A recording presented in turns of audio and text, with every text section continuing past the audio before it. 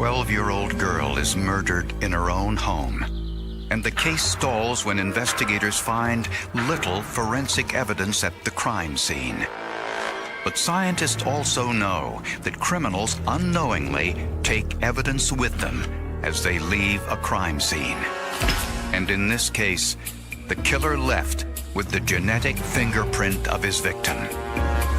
In between two of Minnesota's 10,000 lakes is the small town of Waseca, a quiet community with virtually no violent crime.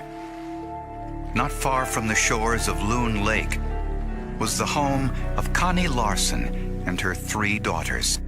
They're all like 5 and 4 years apart, but they are very close. They were never apart, and they just adored each other. Callie was definitely the baby of the family, and she was Daddy's little girl. 12-year-old Callie Jo was in the 7th grade and loved gymnastics. She was good, I think, because she just loved it, and she put a lot of energy into it. It was a wonderful place for her to be, and with her energy and spirit, she just really did well in gymnastics. After school on April 20th, 1999, Callie Jo got off her school bus and walked down this path towards home, just as she always did. Callie Jo was the first one home that day. Her mother and sister were expected later. The rule in the family was everyone needed to be home and no visitors at 5 o'clock, because that's when I arrived home, and then we had our family time. 16-year-old Jamie was the next family member to arrive home. When she opened the door, she saw evidence of a burglary and something far worse. Jamie immediately called her mother at work and then police. I realized that there was something wrong and she wasn't telling me. Coming around the corner and looking up the stairs was a difficult sight for everybody. I mean, there were 30-year investigators that were having a difficult time with that.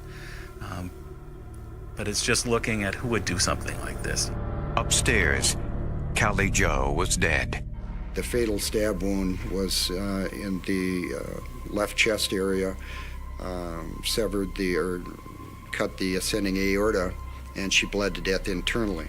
It's still hard for me to think that she's gone. I mean, that means dead. It just can't be. I've got 2 kids of my own. If this occurred to one of my children, I don't know what I would do, and I can't even imagine it. Callie Jo's school books were near the front door, an indication she may have surprised the intruder. The point of entry was the basement door. Some cash, silver certificates, and the girl's CD collection of music were missing. Forensic scientists found blood on the stairs, which was collected for analysis. Despite the clutter, investigators also looked for fingerprints. You kind of tend to focus on the areas where you're pretty sure that the perpetrator was. And then you focus on areas where drawers were tossed and stuff has been, taken out and moved around. There weren't too many surfaces left in that house that did not have some kind of fingerprint powder residue. Investigators vacuumed the carpeted floors for possible trace evidence. They were convinced that the killer had left behind enough forensic evidence to catch him. We had a lot of fingerprints. There were hundreds of hairs in those vacuumings. I initially thought that we were in good shape. A forensic case is like a puzzle, and you are trying to find different pieces of the puzzle that fit to give you the picture as to what happened in the case. Callie Jo Larson's death set a sad precedent for Waseca, Minnesota. The small town had never had a homicide in its history. It destroys the safety factor of everybody in this town. Everybody. Well, I think a lot more people started locking their doors. Which sounds a little flippant, but that's the reaction. Forensic scientists thought the blood on the steps near Callie Jo's body may have been the killer's, but forensic tests revealed it was Callie Jo's. Next, investigators hoped the killer left his fingerprints in the home, but this was another dead end. When all the dust had settled, so to speak, all of the latent prints that we had taken out of the house were identified to family members and friends. There were no unknowns left. One of the fingerprints found on the bathroom sink was initially difficult to identify, but later it was identified as Callie Jo Larson's fingerprint. Over time, Peterson would come to easily recognize Callie Jo's unique pattern. She had a loop pattern, but it had another loop that was over the first loop and kind of came to a point on the other end. That's unique. You don't see that very often. The only other physical evidence from the crime scene were 2 foreign hairs, one found on Callie Jo's body, the other on the carpet. But until you know whose hairs to compare them to, you've got nothing. And the hairs didn't have any root material, so they couldn't be sent for nuclear DNA testing. A neighbor reported seeing an unfamiliar man near the Larson home around the time of the murder. This is the composite sketch of the man. Another neighbor saw a black pickup truck in the area.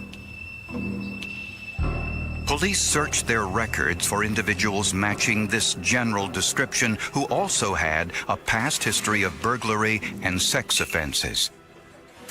They found 12 potential suspects. Well, we called them the Dirty Dozen. And because we had 12 suspects that we could not exclude from the investigation, either, by alibi or whatever reason. One of the so-called Dirty Dozen was a convicted sex offender, Donald Blum. The significant fact about Blum was that he was also a suspect in the kidnapping and murder of 19-year-old Katie Poyer, a convenience store cashier in Moose Lake, Minnesota, just a few hours' drive away. These are security camera pictures of that abduction. Unfortunately, they weren't clear enough to identify the abductor. Police learned that Blum made several trips to Waseca around the time of Callie Jo's murder. He also drove a black pickup truck like the one seen near Larson's home. And I was being bombarded with so many truths that I didn't want to know. So as I heard more about Donald Blum, I suppose the more fascinated we became with the possibility that it could be. Blum denied any involvement in Callie Jo's death and said he had an alibi for the day of the murder. As winter approached in Waseca, hope faded. November, December was a very bleak time. Everybody was very depressed. Despite more than 30,000 pages of reports and boxes of physical evidence, investigators weren't any closer to solving the crime than the day it occurred. And at that point, we had absolutely nothing, and I was really becoming concerned whether this case was ever going to be solved. And soon, police in Waseca were faced with another crime problem. There were a rash of home burglaries in Waseca not far from the Larson home. And the perpetrator left behind some evidence, a shoe impression from an athletic shoe which had a distinctive zigzag pattern. A lot of the burglaries had been happening on my shifts, and it was becoming very personal. On a routine patrol near the burglaries, Officer Markison spotted a man walking along the sidewalk. As Markison drove past, the man abruptly changed direction. This didn't make a whole lot of sense. It just kind of rolls the hair up on the back of my neck. So Markison stopped the man to ask a few questions. When he did, he noticed something familiar. And Markison was able to look down and saw the shoe print in the snow, and that looked like the shoe print that they'd been seeing from some of those burglaries. And while patting him down, found a large screwdriver and a flashlight in his pocket, burglary tools. There's no good reason for this guy to be walking in this neighborhood at 8 o'clock at night with a screwdriver and a flashlight in his pocket. The man was identified as Lorenzo Sanchez, an illegal immigrant from Mexico. In his home, police found stolen property from several burglaries, and police couldn't help but wonder whether Lorenzo Sanchez was also the man who had killed Callie Jo Larson. Now, I got a little excited about that. In fact, my heart started racing just a hair. Pardon the pun. That hair was sent for DNA testing. Next, Peterson wanted to see if there were any fingerprints on the plastic sleeves which hold the individual CDs. For that, he used a technique called super glue fuming. I suspended these 2 CD cases from a rod and then fanned out these plastic sleeves that were on the inside.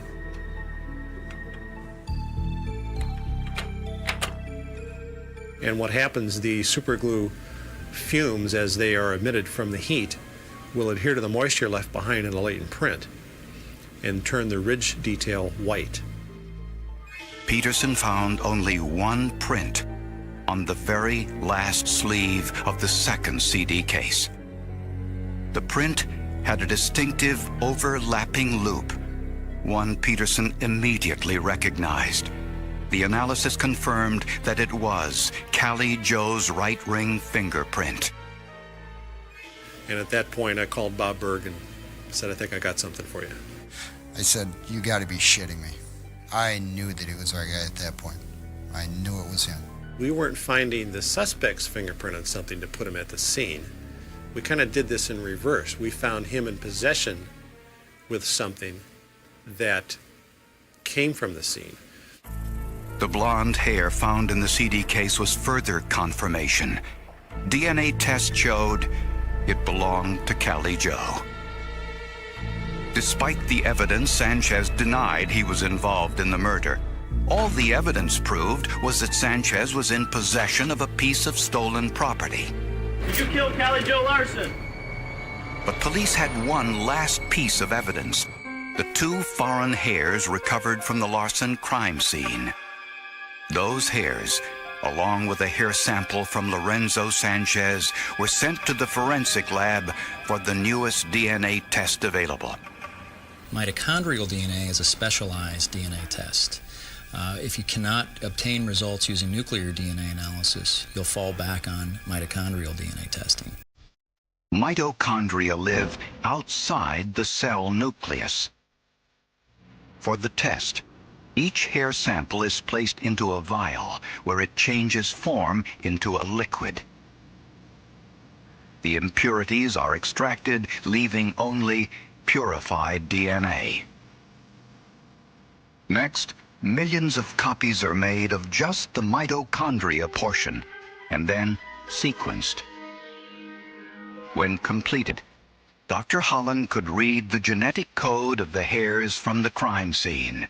And so this particular piece of the puzzle suggested that those hairs were in fact from Mr. Sanchez. The question was, which Mr. Sanchez?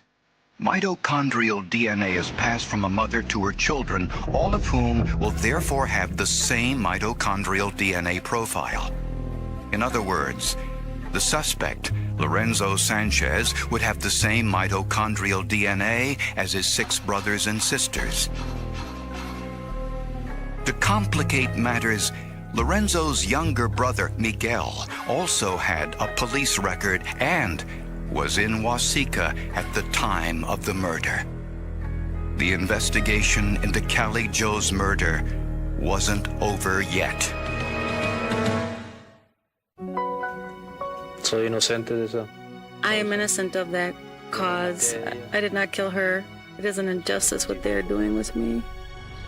Lorenzo Sanchez continued to maintain his innocence in the murder of Callie Jo Larson, even though a CD case with Callie Jo's fingerprint was discovered in Sanchez's home. And 2 hairs found at the crime scene had the same mitochondrial DNA profile as Lorenzo Sanchez. Mitochondrial DNA is not positive identification, as nuclear DNA is. Since mitochondrial DNA is passed from a mother to her children, all of the Sanchez siblings would have the same mitochondrial DNA profile.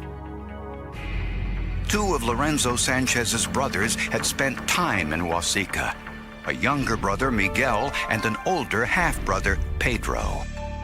Pedro said he had an alibi, that he was in Mexico on the day of Cali Joe's murder, which checked out. Miguel Sanchez was in Huasica that day, but his timesheet showed that he was at work at the time of Cali Joe's murder. Lorenzo was the only Sanchez brother with no alibi. His work record showed that he was not at work when the murder occurred. With that, Lorenzo Sanchez was charged with first-degree murder. He maintained his innocence until his sister-in-law visited him in prison, and the two had a conversation that was taped by prison officials. He specifically says in that conversation, you know, the only thing that they have to link me is the hair. You understand? The hair is the only thing they've got. And Sanchez asks his sister-in-law to place the blame for Cali Joe's murder on his half-brother Pedro. She refused. There was apparently some sibling rivalry there, and his brother Pedro had a record which included some violent offenses. When Lorenzo Sanchez was confronted with the tape of this conversation, he had few choices. He eventually pled guilty to first-degree murder and was convicted.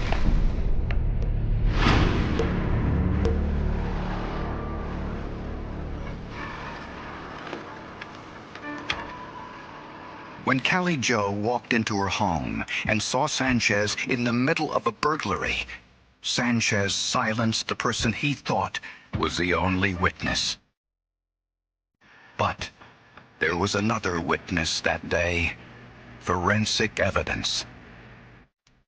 The microscopic hair Sanchez left behind and Cali Joe's hair and fingerprint on the CD case told the story.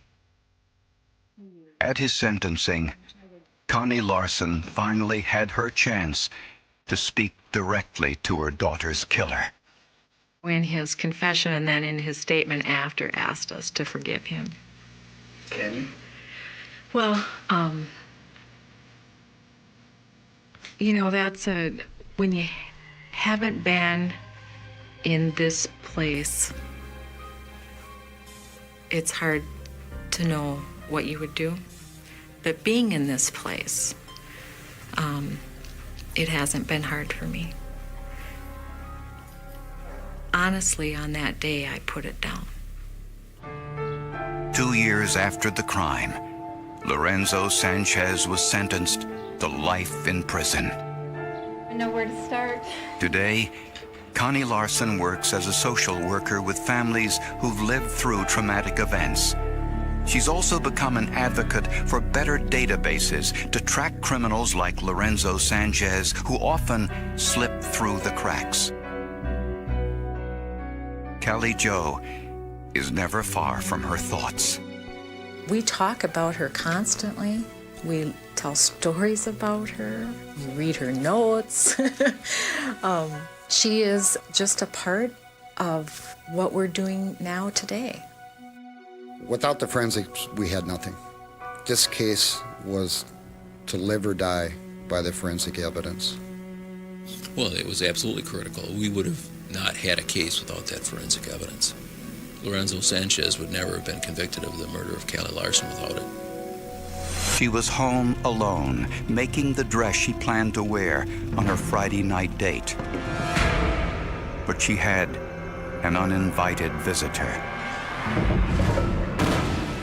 It took 24 years before forensic science could identify the individual who was there that fateful night.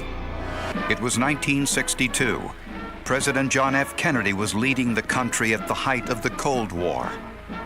The world anxiously watched as the United States confronted the Soviet Union over suspected missile sites in Cuba. All ships of any kind bound for Cuba where they found the contained cargoes of offensive weapons be turned back. Racial tensions in the United States weren't as easily deflected. Desegregation of Southern schools pit blacks against whites. Leaders like Martin Luther King Jr. articulated a message of hope and reason. I have a dream that one day this nation will rise up. Hundreds of miles away, in the small town of Hanford, California, racial tension and the arms race were less important than tending to business and making ends meet. It was a small community. Everybody knew everybody else. It was all first-name basis. Even all the races were all friendly. The Miller family provided an important service to the community. They managed the water that was supplied to area farms.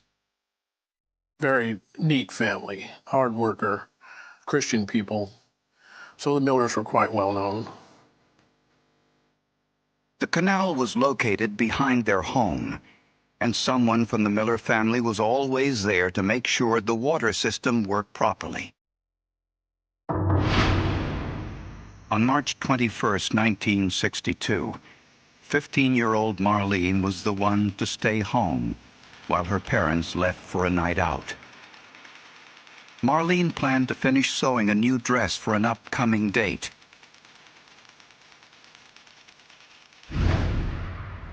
Her parents returned home around 10 p.m. We'll see you next The week. television set was blaring. A screen was missing from the bedroom window, and there was no sign of their daughter. Deputy Sheriff O.R. McFarlane was one of the first to arrive on the scene. It was obvious that we had a problem. She was, in fact, missing, and there was some foul play somewhere. Police found tire tracks on the dirt road near the home, and there was other evidence.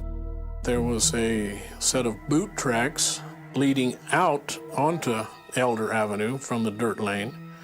There was a set of barefoot tracks leading back into the lane, and which got in and out of the car that was parked there. Nearby, police discovered a pair of mismatched workman's gloves and a belt. Robert Good was the first journalist on the scene, covering the story for the Fresno Bee newspaper. Once there, he found more than a story. Started walking down the bank a ways. I walked 150 feet down the bank, and there she was. Marlene was floating face down in the reservoir behind the family home. Marlene's brother Walt was searching the area in a police helicopter. And as we flew over the home, I saw the hearse pull. And at that time, I knew that Marlene had been found. The autopsy revealed Marlene had been stabbed in the chest, although the wound was not fatal. There was water in her lungs, so the cause of death was drowning. Marlene's wrists were tied behind her back with a knot used by most area dairy farmers. It had this little knot in it. It was something you could do very quickly and keep the cow from kicking him. There were no signs of sexual assault, but bruises on the body suggested Marlene bravely fought her attacker. In a search for witnesses, one of Marlene's high school classmates told police he saw a strange car near Marlene's house around the time of her murder. He said it was aqua-type blue fenders. He liked the paint on the car. Black on the hood and black on the top and black clear down the trunk. High school kid, it kind of, 53 Plymouth looked pretty good to him. Police had tire impressions at the crime scene and a description of the car. Now, all they had to do was find it.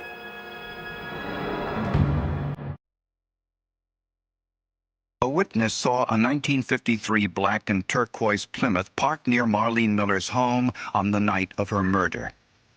Within hours, police found it.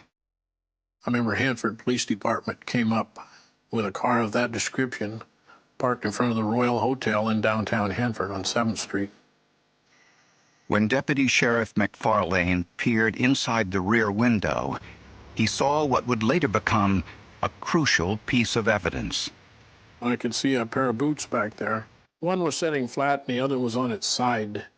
And with a flashlight, I could see the tread looked to me like the same tread that was out there in Tome Lane. The car was registered to Booker T. Hillary, Jr., a local dairy worker who had recently been released from prison for a previous rape conviction. One of his co-workers told police that he saw Hillary driving towards Marlene Miller's home after work on the night of her murder. And Hillary's employer identified the gloves found at the crime scene as the ones Hillary wore. The tires on Hillary's car and the boots found in the back seat were similar to the tire and boot impressions in the soft mud near the crime scene. But that doesn't mean that he killed her, even though the gloves were pitched out down the road where the car tracks had that looked like his went. So everything was circumstantial. There was no real evidence to put him in the home. Booker Hillary denied any involvement in Marlene's murder.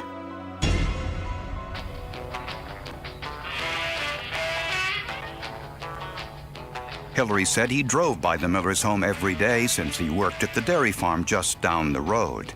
He said his tire and shoe impressions in the area meant nothing.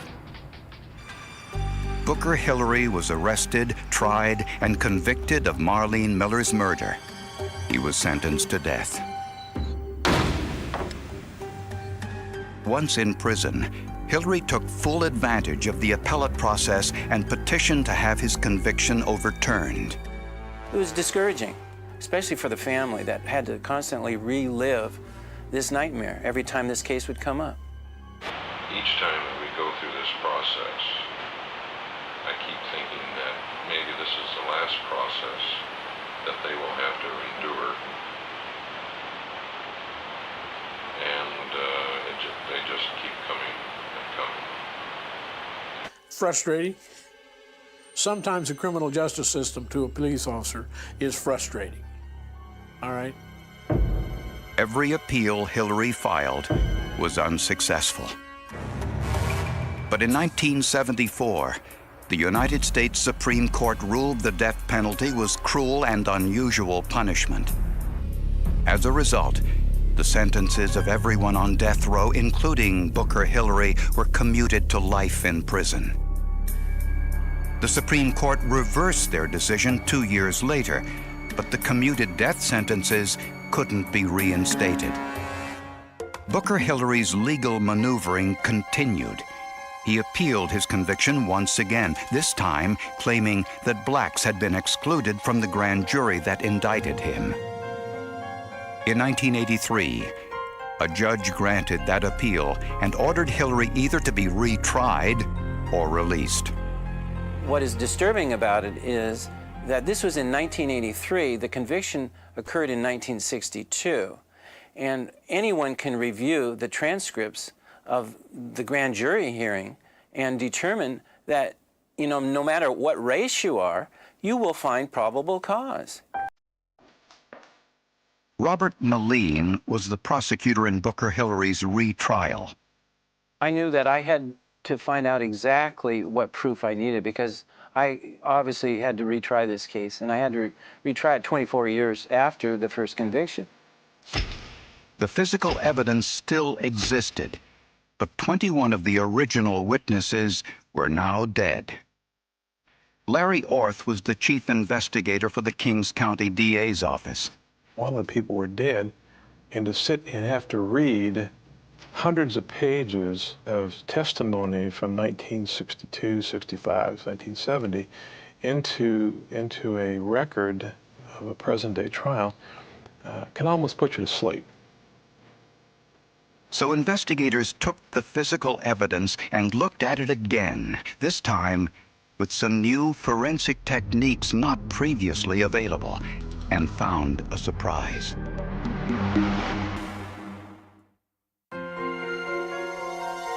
It had been 24 years since Booker T. Hillary was first convicted of Marlene Miller's murder, a conviction later overturned on appeal. Criminalist Gary Kortner examined the physical evidence from the first trial. He started with the boots found in Booker Hillary's car on the night of the murder. The boots had been modified. The soles were the originals from the Wellington Boot Company, but the original white heel had been replaced with a black one. He did this to keep his shoes from wearing out as fast, and in doing that he made almost an individual shoe out of it because of the two different components. Kortner compared Hillary's boots to the shoe impression found near Marlene Miller's home.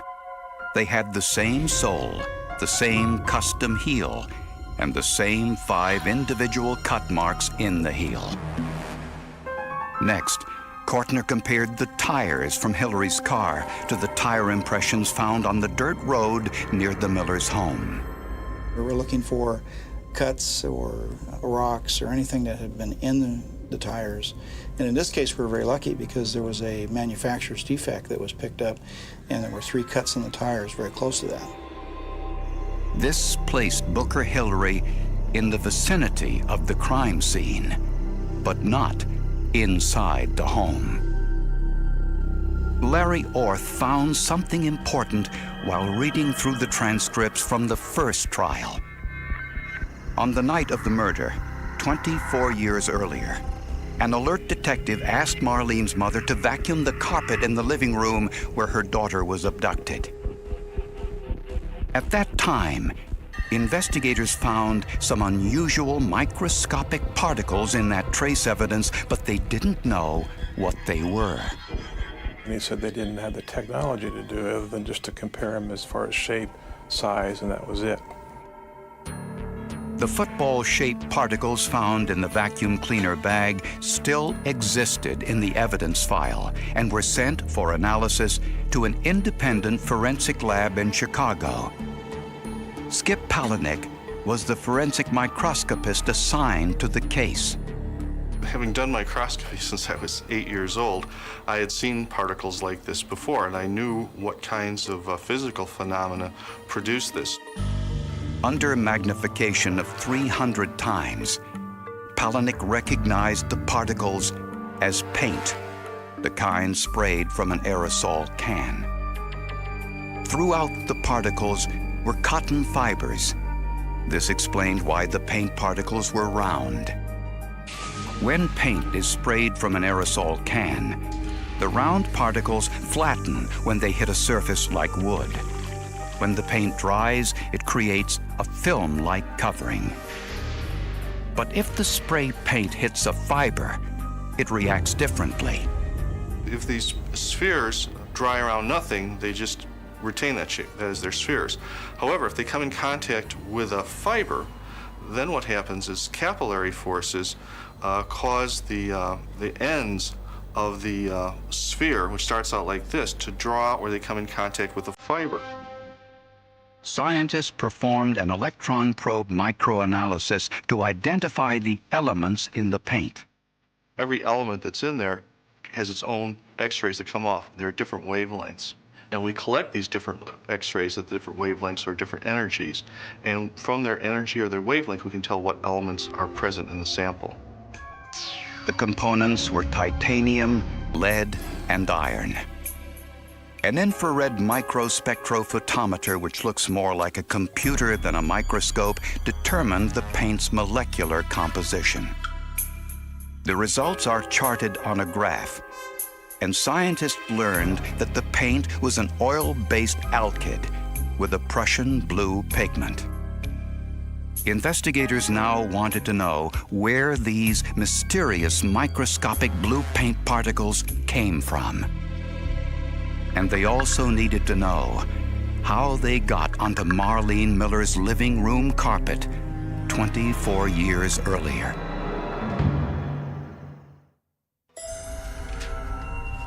As prosecutors prepared to retry Booker T. Hillary for the murder of Marlene Miller, they discovered new forensic evidence: microscopic paint particles in the victim's home encased in cotton, But in 1962, at the time of the original trial, the technology to identify these particles didn't exist. But where did these paintballs come from? For answers, investigators looked once more inside Booker Hillary's 1953 Plymouth automobile. Surprisingly, it was still in police custody after all those years. In the forensic lab, scientists noticed that the ceiling of the passenger compartment was lined with a cotton material, and the material had been painted with a blue spray paint. And pulling some of the headliner off and examining it under the microscope, I realized that there were millions of these things that had been manufactured by him and spraying the headliner. And they were still there. It was kind of like they were there for someone to find, and I was lucky enough to be the one that found them. Scientists vacuumed the inside of Hillary's car and analyzed the trace evidence. They found thousands of paint particles identical in color, shape, and chemical makeup to those found in Marlene Miller's home. At the end of all this analysis, what we have are, first of all, green paint spheres. The paint is alkyd enamel. It's the same in both question and known. It has the same color. When you crush up little bits under the microscope, they show the same kinds of crystalline fillers that are inside. The elemental composition is identical. The infrared spectrum showing the molecular composition is identical. They both use Prussian blue. We couldn't say that it came from the same spray can. We're just saying, how did they get there? They're so unusual in shape. Why are they in both places? Investigators suspected that Booker Hillary spray painted the interior roof of his car. As he did, the round paint particles attached to the cotton fibers and remained cylindrical as they dried. Driving around town, when Hillary hit a bump in the road, the microscopic particles shed, landing on his clothing and in his hair. These paintballs just followed him around like a virus, and he didn't know they were there. Prosecutors believe that when Hillary entered Marlene's home on the night of her murder, those microscopic paint particles dropped onto the Millers' living room floor. He became literally a walking trace evidence factory. This evidence placed Booker Hillary inside Marlene's home. We had everything else outside and a tenth of a mile away, but the paintballs put him in the house. That's how important they are. In 1986, based on this new forensic evidence, Booker T. Hillary was tried and convicted once again for the murder of 15-year-old Marlene Miller. He was sentenced to the maximum penalty allowed, 25 years to life, although the judge made it clear that he would have imposed the death penalty if he had been permitted by law to do so. Ironically, it was Booker Hillary himself who handed investigators the forensic evidence used to convict him. Local authorities had tried to sell his car shortly after his first conviction in the 1960s, but Hillary wouldn't allow it. He in turn filed a motion in federal court suing the county to stop him from getting rid of the car. He dismissed the case and we decided not to sell it. And thank you, Mr. Hillary. When I looked up that day in the garage and having seen that spray headliner was just indescribable, I said, this is it. Had he have not saved the car for us, I would have never known where these particles came from. Today, Booker Hillary is 71 years old. He was denied parole at his most recent hearing in January 2003. Booker Hillary is where he belongs. He should have been in the gas chamber before this, but for whatever reason, the system didn't take his life, but he is where he belongs. He does not belong back out in society. Investigators credit the foresight of the late Art Thomas, the Kings County Chief Criminal Deputy, who in 1962 insisted that Marlene's mother vacuum the living room floor where the abduction took place. He kept that trace evidence in police custody. That was the key to it, and I know Art knew that was the key to putting him in the house back then. He was an investigator, and he was a damn good cop. We can do what some people think can only be done in works of fiction. We are, I believe, the living embodiment of Sherlock Holmes and Dr. Thorndike and some of these kinds of people, and that we can take this little speck of evidence and literally make it speak. The desert had kept its secret for 40 years. Under the endless Arizona sun, where abandoned roads disappeared into miles of empty land and forgotten places slowly became swallowed by dust, one question remained unanswered. Who killed Daniel Harper? For decades, his name existed only inside a cold case file, a photograph, a few handwritten reports, a family that refused to stop waiting, and a murder scene that investigators believed would never reveal the truth. But everything changed when a retired police officer made one final call, a call that reopened a forgotten investigation, a call that exposed a hidden connection buried beneath decades of silence, a call that finally brought investigators back to a crime scene where the killer believed nothing would ever be found. It was the early morning hours of September 14th, 1982, a quiet desert road outside a small Arizona town, the kind of place where people knew every neighbor, where strangers were noticed, where everyone believed nothing truly terrible could happen. But before sunrise, a passing truck driver noticed something unusual near an abandoned mining route. A vehicle parked at an angle, the driver's door slightly open.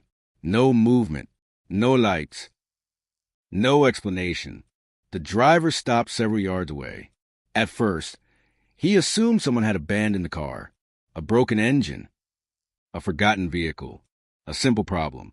Then he noticed something through the windshield, a person's hand. The driver immediately called authorities. Within minutes, the quiet desert road became a crime scene. Inside the vehicle was 34-year-old Daniel Harper, a local mechanic, a father, a man known throughout the community as someone who helped others. He repaired cars for families who could not afford expensive shops. He worked long hours. He rarely caused problems. And according to everyone who knew him, he had no enemies. But the evidence told a different story. Daniel had been murdered. The attack was violent, personal. Investigators immediately recognized something unusual. This was not a random robbery. Nothing valuable had been taken. His wallet remained inside.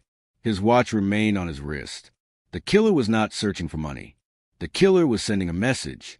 The first officers arriving at the scene were overwhelmed by questions. Why was Daniel on that isolated road? Who had contacted him? Why would someone he knew want him dead? And most importantly, who had enough hatred to commit such a brutal crime? Detective Robert Hayes led the initial investigation. He had spent 12 years working major cases across Arizona. He understood criminals. He understood patterns. And from the beginning, he believed one thing. The person responsible knew Daniel. The killer had access. The killer had trust. And the killer had a reason. Investigators began rebuilding Daniel's final day. The timeline was simple, but one detail stood out. Daniel had left his home after receiving a late-night phone call. His wife, Laura, remembered the moment clearly. She told investigators Daniel looked surprised, not afraid, not angry, just confused. She asked who called. Daniel only said, "Someone needs my help." Those were the last words she ever heard from him. The phone record became the first major clue. But when investigators checked the calls from Daniel's home, they found something strange. The call did not appear. Someone had contacted Daniel, but the record had disappeared. At the time, technology was limited. Tracking calls was difficult. Missing information was common. But investigators believed the missing call mattered. Someone had wanted that conversation erased. The investigation expanded. Friends were interviewed. Co-workers were questioned. Every person connected to Daniel was examined. But the case quickly became complicated. Everyone described Daniel the same way. Helpful, quiet, reliable. The type of person who would stop to help a stranger on the side of the road. The type of person who remembered birthdays. the type of person who never looked for trouble. But hidden beneath that image was something investigators discovered later. Daniel had been investigating something himself.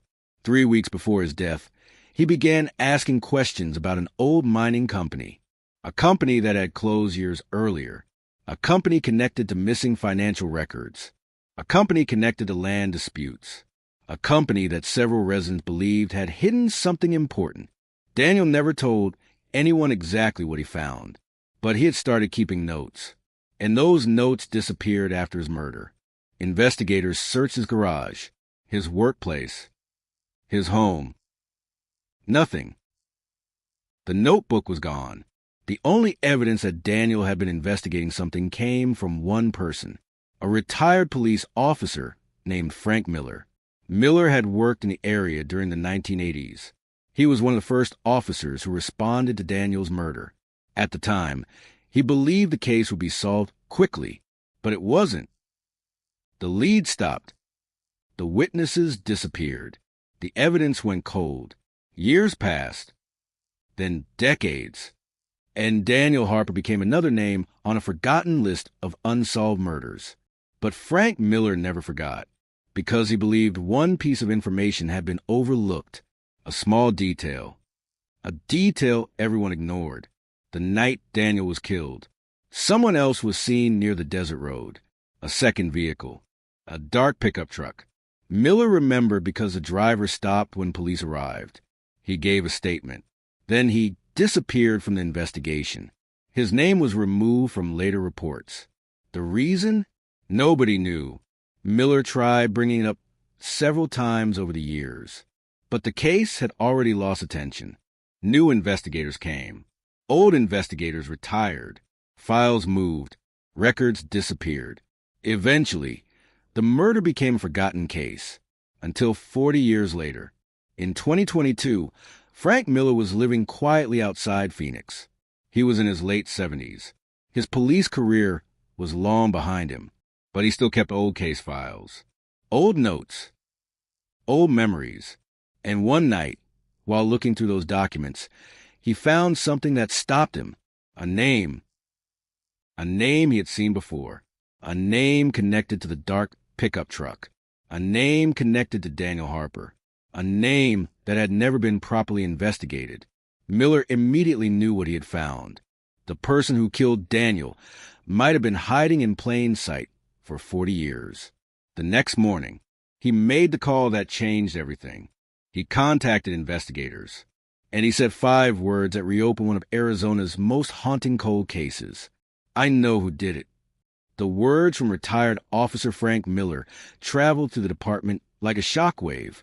I know who did it. For 40 years, investigators had searched through dead ends, forgotten witnesses, and missing pieces of evidence. Now, an elderly former officer was claiming the answer had been sitting inside the case file all along. But Miller did not simply provide a name. He provided a story about a mistake made in 1982, a mistake that allowed a killer to walk away, and a secret that remained hidden because nobody thought one small detail mattered. When detectives reopened the Harper case, they expected faded memories and unreliable information. Instead, Miller brought something unexpected, a notebook, his personal investigation notes from 1982, pages he had written during the first weeks after Daniel Harper's murder, notes that were never added to the official case file. Inside those pages was a detail that changed everything. Miller had written about the dark pickup truck, the vehicle seen near the murder scene. But unlike the official report, Miller recorded the license plate. The original investigation file had no mention of it. The plate number was missing. The witness statement was incomplete.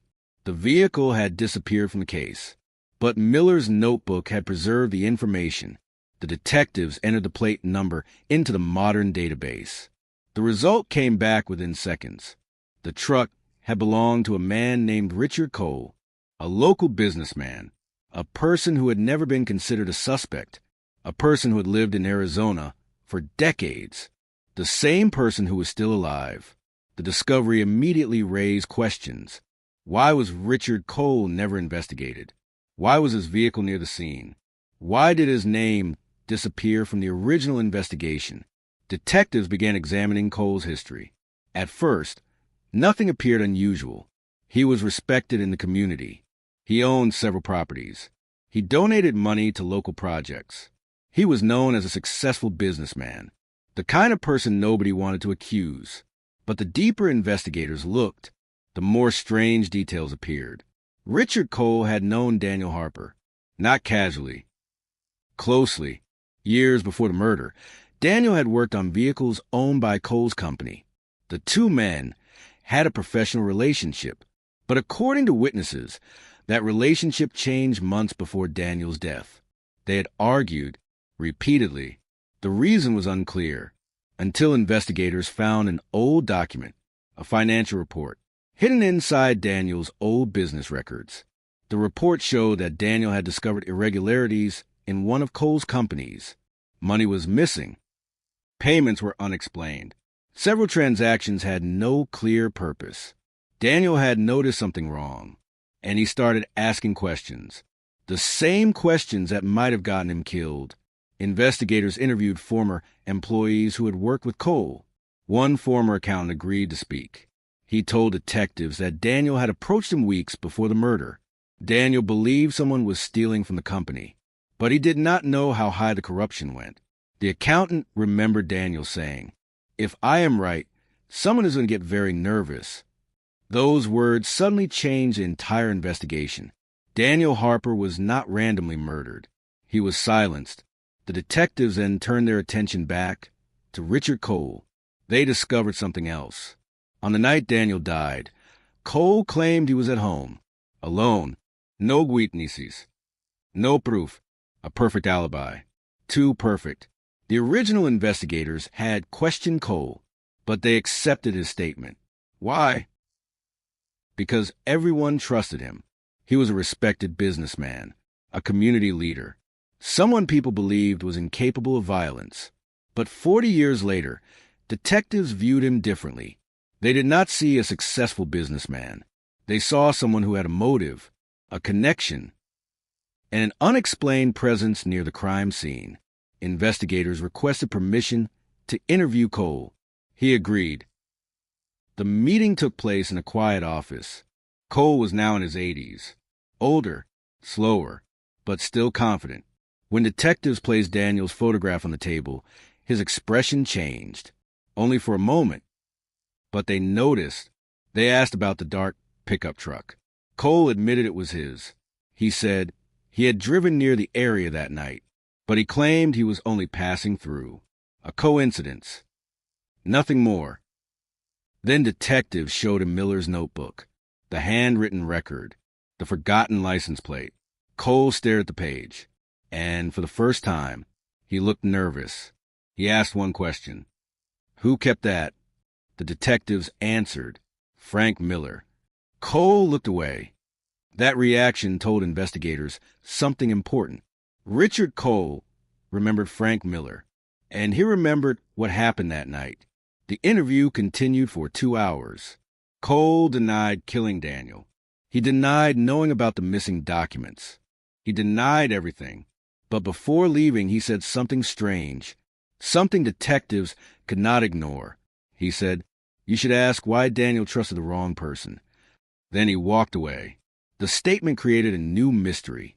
If Cole was responsible, why suggest someone else? Was he trying to confuse investigators? Or was he revealing another hidden connection? Detectives returned to Daniel's final days. They looked again at the phone call, the missing call that brought Daniel to the desert road. This time, they searched deeper. They found old phone company records stored on microfilm. Most had been destroyed, but one record survived. A handwritten note from a technician. The note showed the call had come from a payphone, not from Cole's home, not from his office. A payphone located near Daniel's workplace, a place where many people could have used it. The killer had not called from a private location. They had called from somewhere public. Someone wanted to make the call impossible to trace. Then investigators found another clue, a witness, a person who had never been interviewed in 1982, a woman who worked at a nearby gas station. She remembered seeing Daniel that night. She remembered someone else, a man standing near the payphone, watching, waiting, and when detectives showed her a photograph of Richard Cole, she shook her head. No. Then she pointed to another photograph, a name, a person connected to Daniel, someone investigators had never suspected, someone who had helped search for Daniel after his death, someone who had stood beside the family for 40 years. The witness whispered, "That is the man I saw." The photograph belonged to Michael Harper, Daniel Harper's younger brother. The name on the photograph changed the entire investigation. Michael Harper, Daniel Harper's younger brother. For 40 years, Michael had been known as one of the people who suffered the most from the murder. He stood beside Daniel's wife. He attended every memorial. He spoke publicly about wanting justice. He told reporters that Daniel deserved answers. He was the grieving brother, the loyal family member, the person everyone believed had lost someone he loved. But now, a witness was placing him near the scene, not decades later, not by coincidence. On the night Daniel Harper died, detectives returned to the original case file. They searched every interview, every statement, every note written by investigators, and they found something disturbing. Michael Harper had never been treated as a possible suspect. Not once. The reason was simple. Nobody wanted to believe it. The investigators in 1982 focused entirely on strangers, business disputes, unknown criminals, random violence. They searched the desert. They followed rumors. They chased theories. But they never looked closely at the people closest to Daniel. The cold case team now had to ask the question everyone avoided for 4 decades. Did Michael Harper know more than he admitted? The first thing they examined was a relationship between the brothers. Publicly, they were close, but private records showed a different picture. Daniel was successful, stable, respected. Michael struggled. He changed jobs often. He had financial problems. He borrowed money from family members. And according to several witnesses, he depended heavily on Daniel. The detectives discovered that months before the murder, Daniel had stopped helping him financially. The reason? Daniel believed Michael was making dangerous choices. He refused to continue giving him money. That decision created tension between the brothers, a tension nobody talked about after Daniel died. Investigators found an old letter written by Daniel, a personal note that had been stored in a family box for decades. The letter was never sent. It was unfinished. But one paragraph stood out. Daniel wrote, "I want to help you, but I can't keep fixing problems you refuse to solve." The message suggested a relationship under pressure, not hatred, not necessarily violence, but conflict. The detectives needed more. They examined the night Daniel was killed. Michael's original statement said he was at home, alone. He claimed he had no idea where Daniel went. But investigators found a problem. The payphone location. The same payphone used to call Daniel was less than 10 minutes from Michael's apartment. And there was more. A neighbor remembered seeing Michael leave his home late that evening. The neighbor assumed he was going to meet someone, but nobody ever asked. The old witness statement had been buried in unrelated paperwork. 40 years later, it became a critical piece of evidence. The detectives contacted Michael Harper, now in his 70s, living quietly in another state. When investigators requested an interview, he refused at first. Then, after several days, he agreed. The meeting was tense. Michael arrived carrying a folder. Inside were newspaper articles about Daniel's murder. He had kept them all. Every headline, every update, every anniversary story. Detectives noticed something. Michael knew every detail, almost too well. They asked him about the gas station witness. The moment they mentioned the payphone, his expression changed. He looked down, then said, "After 40 years, you're still looking in the wrong place." The detectives asked, "What does that mean?" Michael answered, "Daniel wasn't killed because of money." A pause. He was killed because he found out who people really were. The statement sounded like a confession. But Michael continued. He claimed Daniel discovered something about Richard Cole, something much bigger than financial fraud. According to Michael, Daniel found evidence connecting Cole to an illegal land operation, a scheme involving stolen property, false documents, and people inside local government. Michael said Daniel planned to expose it, but he never got the chance. The detectives asked, "If you knew this, why didn't you tell anyone in 1982? Michael remained silent. Then he said, "Because I was afraid." The answer created another mystery. Afraid of whom? Richard Cole? The people involved in the land operation? Or someone else? Investigators pushed harder. They asked about the payphone. Michael denied making the call. He denied following Daniel. He denied killing him. But then detectives asked one final question. Why did the witness identify you? Michael looked away and whispered, "Because she saw me." The room went silent. It sounded like an admission, but Michael's next words changed everything. "I was there." The investigators froze. Michael explained that he did go to the payphone. He did follow Daniel, but he claimed he was not there to hurt him. He was there to warn him. Michael said Daniel had discovered something dangerous, something involving Richard Cole, something that could destroy powerful people. He wanted Daniel to stop, to walk away. But when he arrived, someone else was already there. Michael claimed he saw another person near Daniel's vehicle, a person wearing a dark jacket, a person he recognized, a person who should not have been there. The detectives asked, "Who?" Michael looked directly at them, then gave a name that created another shock, because it belonged to the first detective who investigated Daniel Harper's murder, Detective Alan Pierce, the original lead investigator, the man who controlled the first case, the man who decided which leads mattered, the man who chose which suspects to ignore. Michael claimed Detective Pierce arrived before officers were called. He claimed Pierce removed something from Daniel's vehicle, evidence, something that could have solved the murder in 1982. The detectives immediately searched Pierce's history and found something unexpected. After Daniel's murder, Pierce left the department. Official reason: health issues. But financial records showed he received money from an unknown source shortly after closing the case.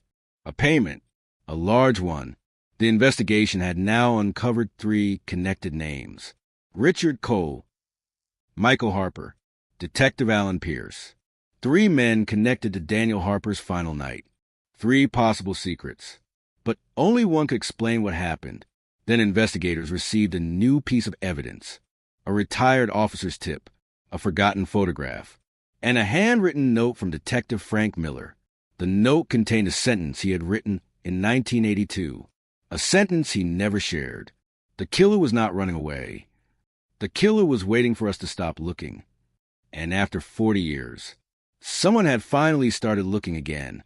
The investigation that began with a single retired officer's phone call had now become something much larger: a murder, a missing phone record, a hidden financial trail, and 3 men connected to Daniel Harper's final night: Richard Cole, Michael Harper, Detective Alan Pierce.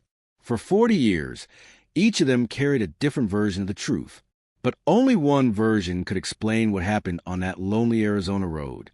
Detectives began with Alan Pierce, the original lead investigator, the man who had controlled the direction of the case from beginning, the man whose decisions shaped everything that followed.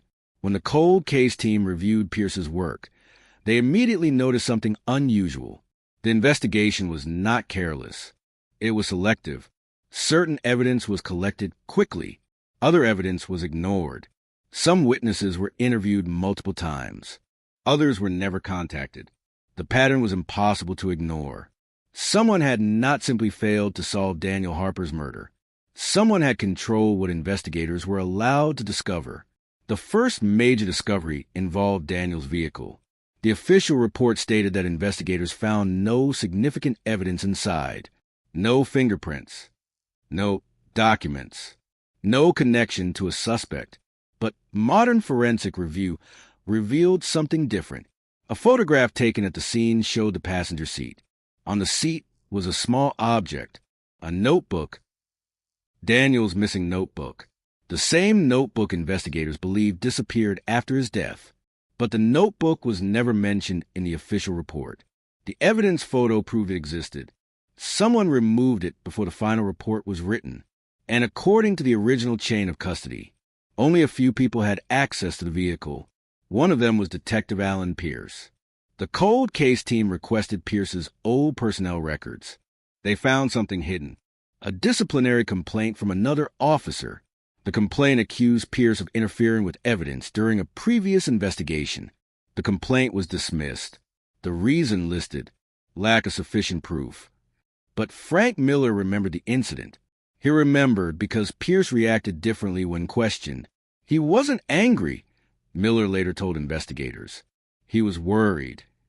That detail became important because Pierce was not a reckless criminal. He was careful. He understood police procedures. He knew how to hide things, and that made him more dangerous. Investigators located Pierce. He was living in a small retirement community outside Tucson.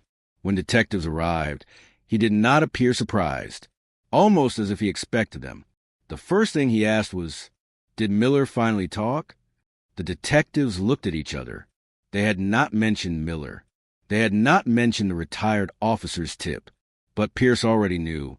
That single sentence changed the interview. Pierce knew something. The question was, how much? They placed Daniel Harper's photograph on the table. Pierce looked at it for several seconds. Then he said, "That case should have stayed buried." The detectives immediately noticed the wording. Not forgotten. Not unsolved. Buried. They asked him what he meant. Pierce refused to answer. He claimed he had followed procedure.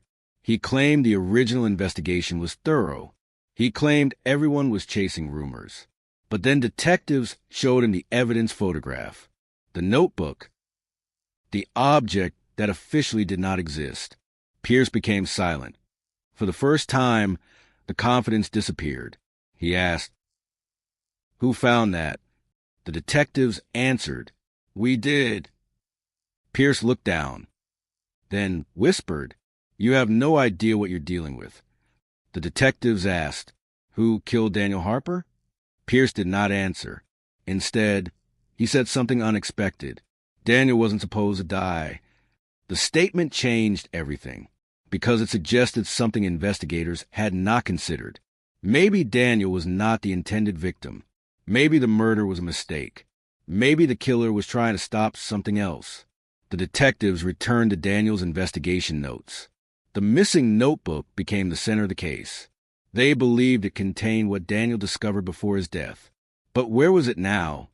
The answer came from an unexpected source. Frank Miller, the retired officer, admitted he had another reason for calling.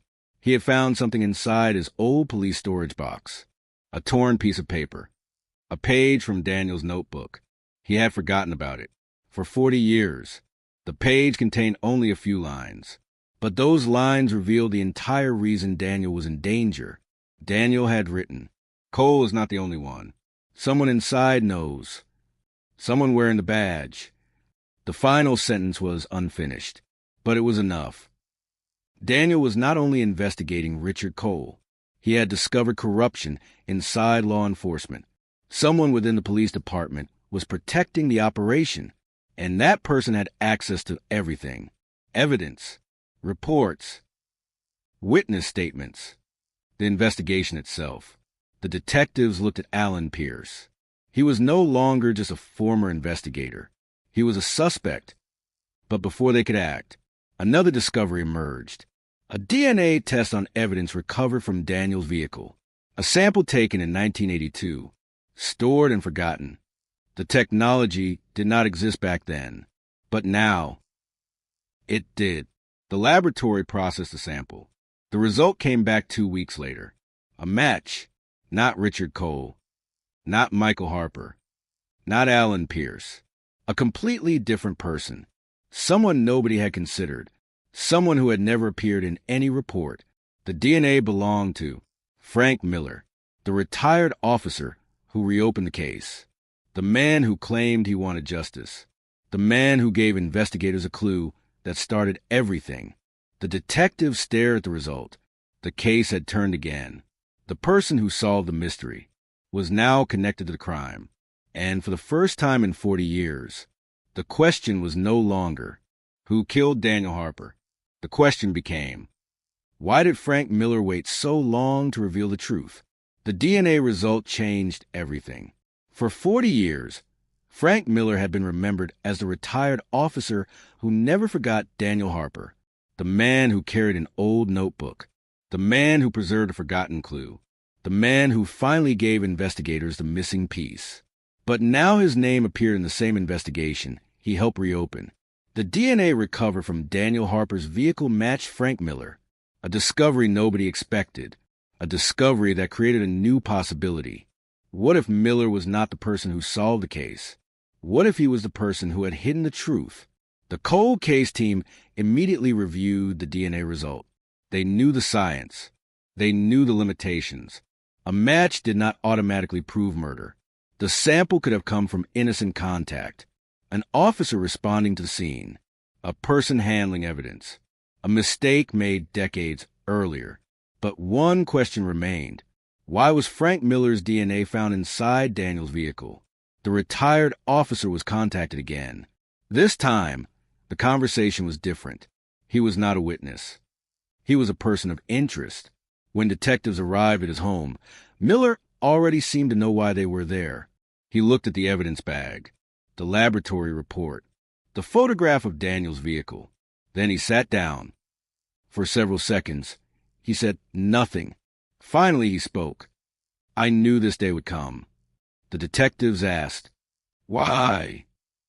Miller looked toward the window, because the truth always catches up. But when investigators asked if he killed Daniel, Miller immediately shook his head. No. Then explain your DNA.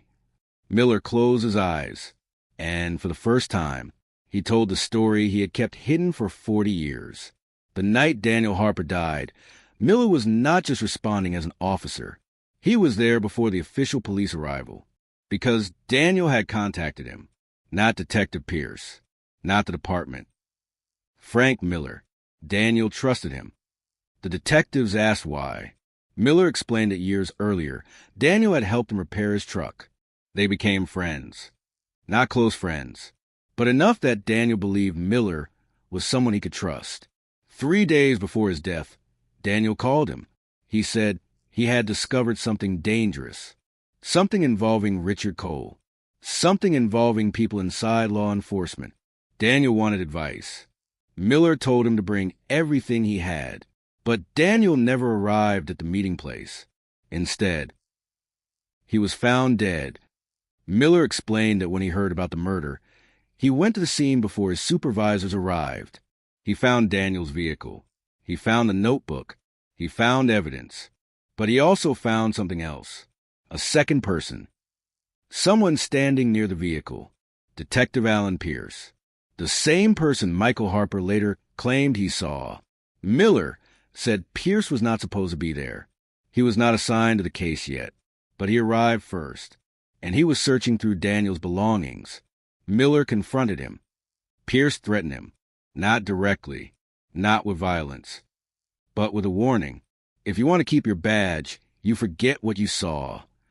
Miller said he was afraid, not for himself, for his family, for his career. He was a young officer. Pierce was respected, connected, powerful. So Miller made a decision he regretted every day afterward. He stayed silent. The detectives asked, "Then why call now?" Miller looked down. "Because I was tired of carrying it." He explained that after retiring, he spent years thinking about Daniel.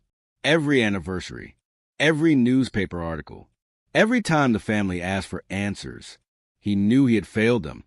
But there was another reason. Something he discovered recently. A reason he believed Daniel's killer was still alive and still hiding.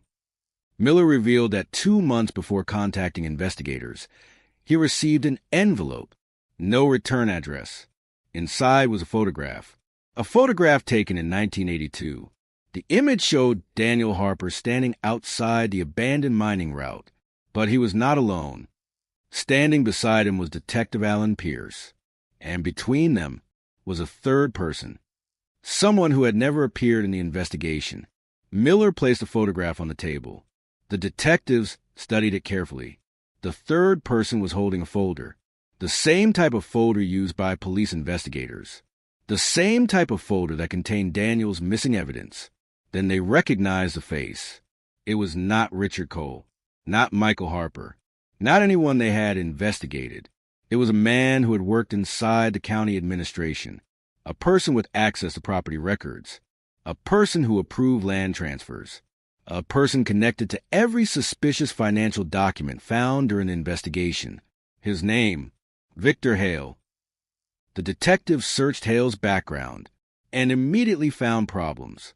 In 1982, he worked as a county records supervisor. He controlled property documents, land ownership files, transfer approvals, exactly the records Daniel had been investigating. But Hale was never interviewed, never questioned, never mentioned, because nobody knew he was connected. Until now, the investigation changed direction again. Richard Cole might have had the motive. Alan Pierce might have covered it up. Michael Harper might have known more. But Victor Hale had access to the information that started everything. The detectives searched Hale's old records. They found something shocking. 3 days after Daniel's death, Hale approved a major property transfer, a transfer involving land near the old mining route, the same area where Daniel was found, the same land Daniel had been investigating. And the buyer? A company connected to Richard Cole. The entire case connected again. Money. Property. Police. Missing evidence. But the biggest question remained. Who actually killed Daniel Harper?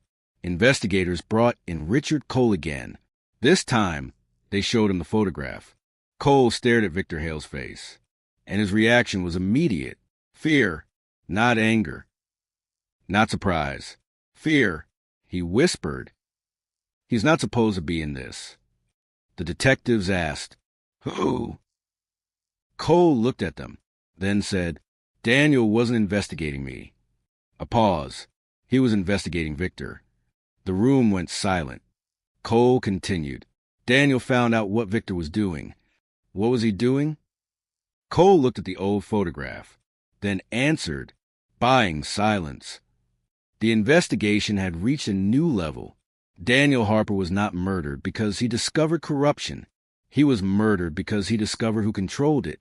And somewhere in Arizona, the person who ordered his death had spent 40 years believing the desert would hide the truth forever. The name Victor Hale changed the entire shape of the investigation. For decades, investigators searched for a killer, a person driven by anger, a person with a personal reason to hurt Daniel Harper. But now the evidence suggested something much colder. Daniel was not killed because of a personal conflict. He was killed because he discovered a system, a network built on money, influence, and silence. Victor Hale had spent 40 years invisible. He was never the headline, never the suspect, never the person people whispered about. He was the man behind the paperwork, the person who moved documents from one desk to another, the person who could make a property disappear from official records, the person who could make a crime look like a misunderstanding. And that made him dangerous. The cold case investigators began rebuilding Victor Hale's connection to Daniel Harper. They discovered Daniel had been tracking property changes around the abandoned mining area for months. At first, everyone assumed Daniel was looking into Richard Cole, but the records showed something else. Daniel's notes mentioned Victor Hale repeatedly, not as a suspect, as a mystery. Daniel had written, "Why does every road lead back to Hale?"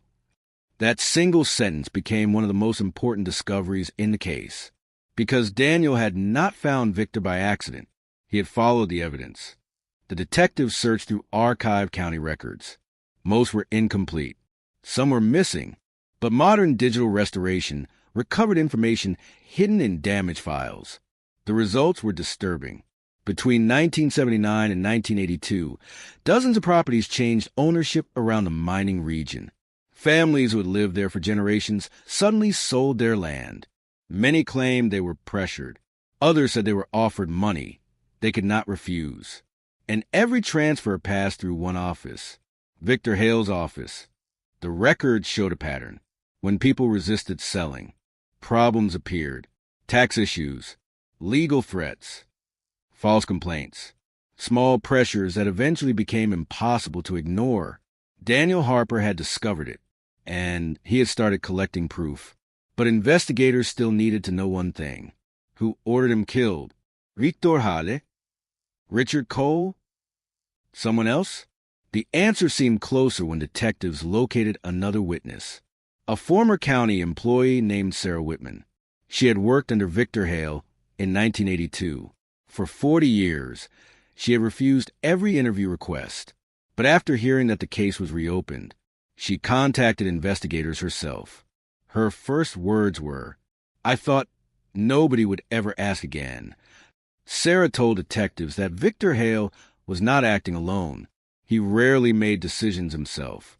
He received instructions from people above him, people with more power, people who could erase problems. She explained that Hale's job was simple. He controlled records. He changed paperwork. He made things disappear. But someone else decided what needed to disappear. The detectives asked, "Who?" Sarah hesitated, then answered, "Someone from inside the police department." The room became silent.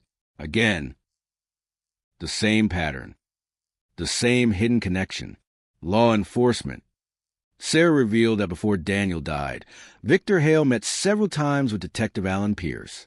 Not officially. No reports. No records. Just private meetings. Investigators immediately returned to Pierce. The former detective had already admitted he knew more than he revealed. But now they had another connection. A reason. A possible agreement. The question became, was Pierce protecting Hale? Or was Hale controlling Pierce? The answer came from a forgotten audio recording. A recording nobody knew existed. In 1982, Sarah secretly recorded a conversation because she feared losing her job. The audio quality was poor. The voices were faint. But one voice was unmistakable. Victor Hale. The other voice belonged to Alan Pierce. The conversation was short, but devastating. Pierce said, "Harper knows too much." Hale replied, "Then make sure he stops talking." The recording ended there. No direct confession, no mention of murder, but enough to change everything. The investigators now had evidence connecting two powerful figures, but they still lacked the final piece, the person who physically killed Daniel. Then came another breakthrough. The DNA evidence from Daniel's vehicle was re-examined. The first test matched Frank Miller, but investigators discovered something important. The sample contained more than one person's DNA. Miller's DNA was there because he touched the vehicle at the scene. But another sample was also present, a second unknown male profile. The original laboratory technology could not separate it. Modern testing could. The new analysis began. Everyone waited. Richard Cole, Alan Pierce, Victor Hale, Michael Harper. Every name connected to the case. Then the result arrived. The DNA did not match any of them. The killer was someone else. A person nobody had investigated. A person who had no official connection to the case. Until investigators found an old photograph. The same photograph Miller had kept hidden. The third person standing beside Daniel and Pierce. The person holding the folder. The person who disappeared from the investigation. The photograph was enhanced. The face became clearer. And detectives finally identified him.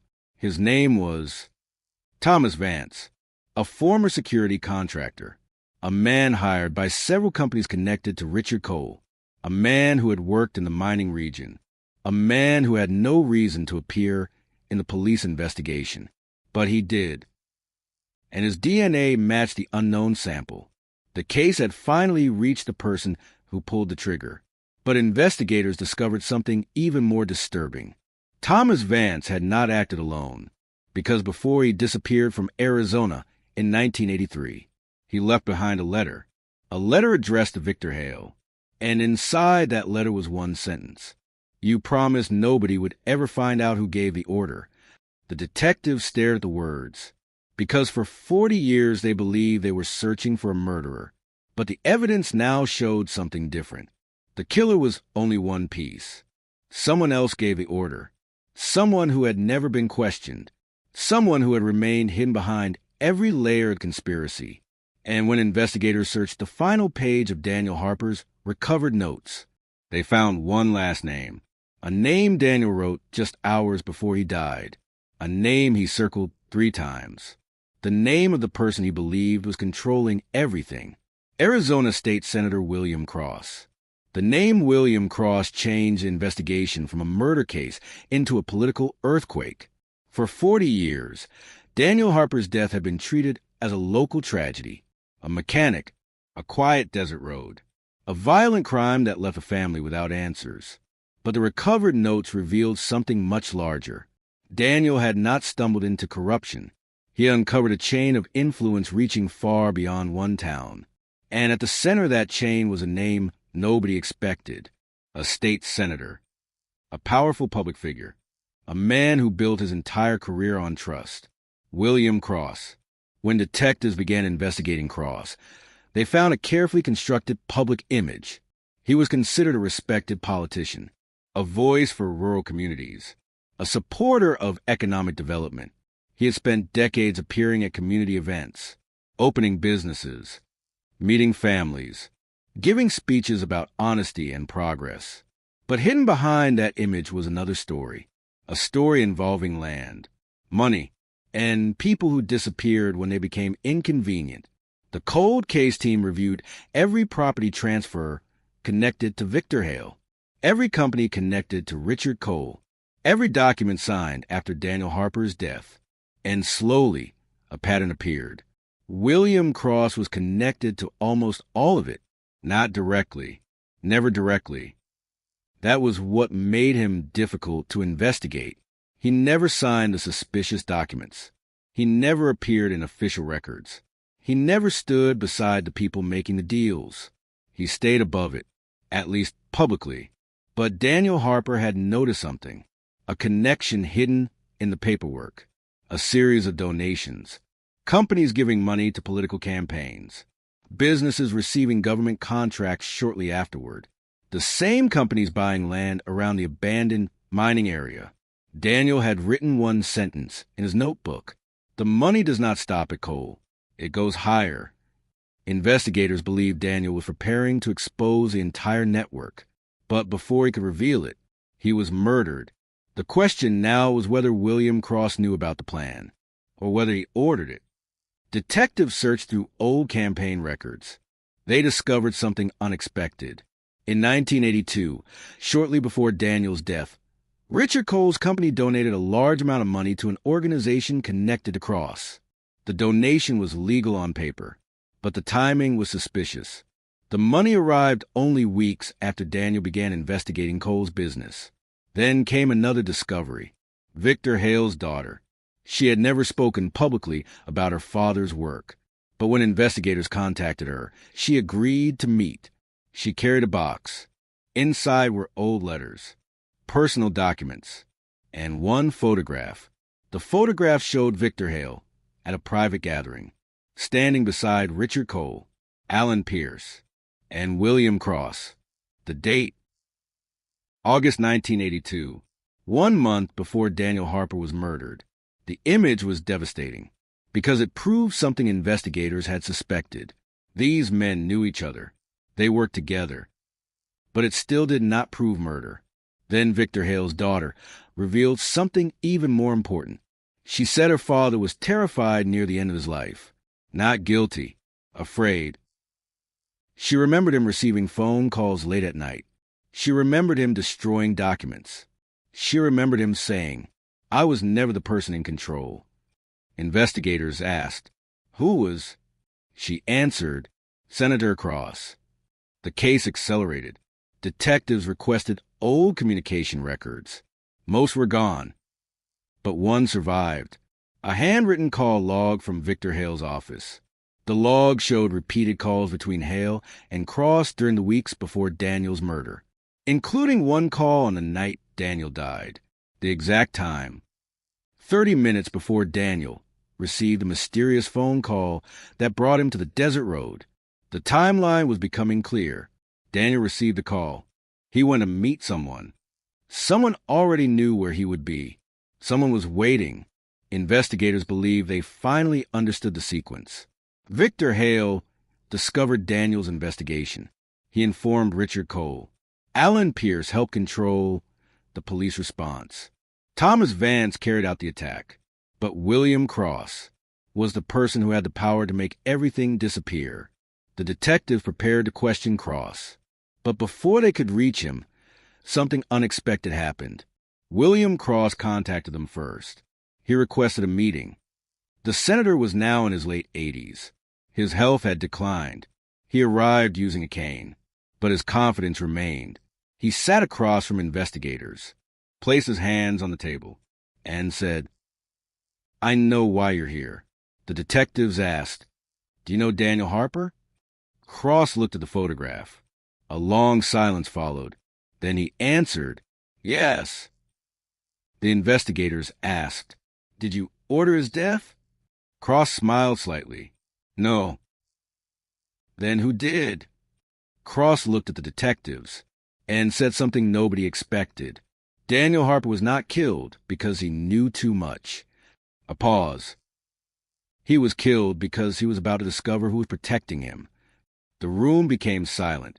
The detectives asked what that meant. Cross refused to explain. Instead, he pushed a document across the table. An old police report. A report from 1982. A report that had never appeared in the official case file. The title shocked investigators. Witness statement. Daniel Harper murder scene. A witness statement from someone who saw the murder. Someone who had been there. Someone who knew the killer. But the witness name was hidden, blackened out. Cross looked at the document, then said, "The person who killed Daniel was never the mystery. The mystery was why nobody wanted the truth about who saw it." The detectives asked, "Who was the witness?" Cross looked at them, then whispered, "The person Daniel trusted most." The answer was impossible, because according to the sealed document, the witness was not a stranger, not a criminal, not a corrupt official. It was someone from Daniel Harper's own family, someone who had spent 40 years pretending not to know what happened, someone whose name had never appeared as a suspect. The witness was Laura Harper, Daniel's wife. The name Laura Harper changed the case once again. For 40 years, Laura had been remembered as the grieving wife, the woman who lost her husband, the woman who waited for answers, the woman who stood beside investigators and begged them to find the person responsible. Her pain became part of the story. Her photographs appeared in newspapers. Her words were repeated in interviews. Someone knows what happened to Daniel. But now investigators had discovered something impossible. Laura Harper was the missing witness, the person who knew more than anyone, the person whose statement had been hidden. The cold case team immediately requested the sealed report. The document had been buried inside archived records. No explanation, no reason, just a file that had disappeared from public access. When investigators opened it, they found Laura's handwritten statement. The date, September 15th, 1982, one day after Daniel's death. The content shocked everyone. Laura had not simply identified a suspect. She had described the entire night. She wrote that Daniel received the phone call around 9:30 p.m. She wrote that he became nervous. She wrote that he took his notebook. But the most important detail came after he left. Laura followed him. She followed him because she knew something was wrong. She watched Daniel drive toward the abandoned mining route, and from a distance, she saw another vehicle arrive, a dark pickup truck, Richard Cole's truck. But then another vehicle appeared, a police vehicle, Detective Alan Pierce's vehicle. Laura watched from far away. She saw 3 men standing near Daniel. Richard Cole, Alan Pierce, and Thomas Vance. She heard shouting. She saw Daniel holding papers. Then she saw Thomas Vance raise a weapon. And Daniel Harper fell. Laura saw everything, but she never told the public. She never told investigators, because the report revealed something else. Laura recognized someone else at the scene, someone she loved, someone she could not believe was involved, someone standing near the vehicles, someone who arrived before the others. Michael Harper, Daniel's younger brother. Laura wrote, Michael knew before anyone else. The investigators were stunned. Michael had claimed he arrived after hearing about the murder, but Laura's statement suggested otherwise. The entire family story changed. The detectives contacted Michael again. This time, they confronted him with Laura's statement. For several minutes, he said nothing. Then he asked, "Is she still alive?" The question was strange. Not, "Why would she say that?" Not, "That is impossible." Only, "Is she still alive?" Investigators realized something. Michael was not surprised. He was afraid. Michael finally admitted that he had lied, but he insisted he did not kill Daniel. He said he arrived at the scene before police because Daniel had called him, not Frank Miller, not Alan Pierce. Daniel had called his brother first. He wanted help. He wanted someone he trusted. Michael said Daniel told him he had discovered something involving Richard Cole. But when Michael arrived, it was already too late. He saw Daniel arguing with Cole and Pierce. He saw Thomas Vance nearby, but he did not know what to do. He froze. He hid, and he watched his brother die. The detectives asked the obvious question. "Why didn't you tell anyone?" Michael looked down. "Because I was threatened." The threat came from Alan Pierce.